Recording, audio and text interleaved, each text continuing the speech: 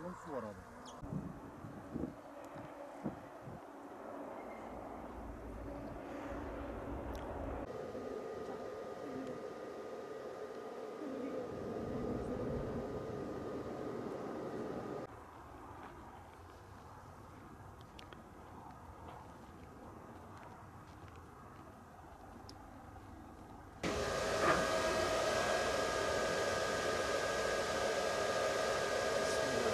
Şu anda dinamoyu bu şekilde güneş panelinden aldığımız enerjiyi panel saate veriyor. Su pompalarını çalıştırmak için şartelerimizi kaldıracağız. Bismillahirrahmanirrahim. Görünür şekilde şu anda elektrik yükseliyor. Dinamoya gideceği elektrik seviyesine geldiği zaman bizim su dinamoları çalışacak. Güneş enerjisine panellerin sayesinde aldığı güneş enerjisini dönüştürebilen enerjiyi elektriğe çeviriyor. Şu anda 50 kV'ye ulaştı. 50 kV'ye ulaştıktan sonra şu anda bütün su pompaları devreye girmiş oldu.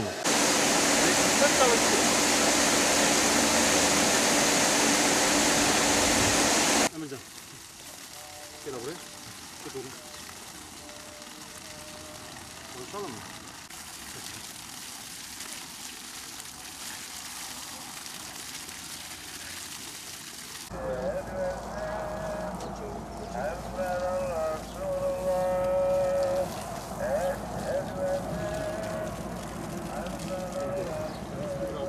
İlçemizde kaymakamlığımız ile GAP İdaresi arasında imzalanan proje ile ilk defa Batman ilimizde güneş enerjisinden elde edilen elektrikle sulama sistemi kuruldu.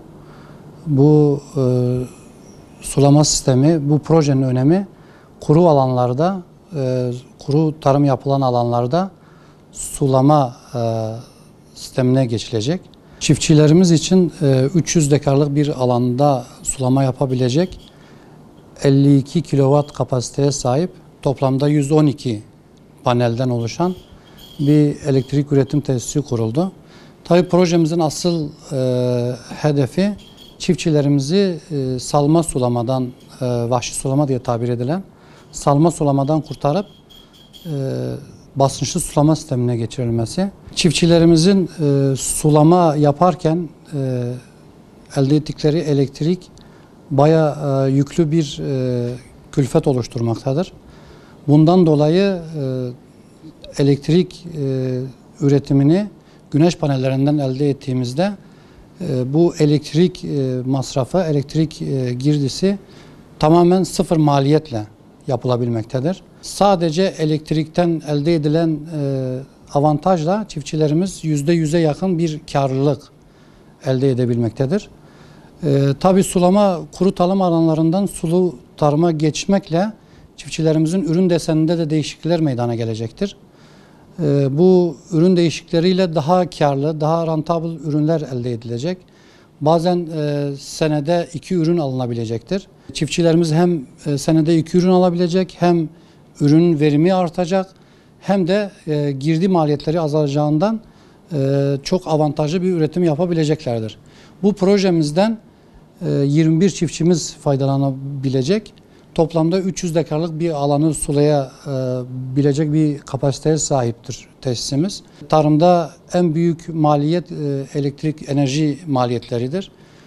Bu güneş panelleriyle, yenilenebilir enerji kaynaklarıyla elde edilen enerjiler maliyeti iyice düşürebilmektedir. Enerjinin pahalı olmasından dolayı biz ne birinci ürünümüzü sulabiliyorduk ne de ikinci ürüne geçiş yapabiliyorduk. Bu elektrik paneli sistemini duyduk. Bunlarla alakadar olarak biz ilçe tarım müdürlüğüne başvurduk.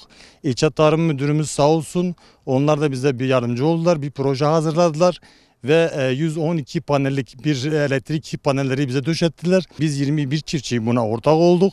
Elektrik yükünden kurtulduk. İnşallah bundan sonraki kurum tarımımızı sulu tarıma çevireceğiz. Verimimiz 2'ye katlanacak. Onun haricinde ise birinci ürünü aldıktan sonra ikinci ürünü de bu elektrik üretiminden dolayı alabileceğiz.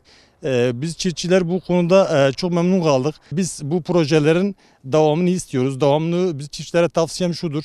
Yani bunlar gidip de ilçe tarımlar bulundukları tarım müdürlüklerine başvursunlar. Böyle bir sistemi alsınlar. Gerçekten de çok faydası olur.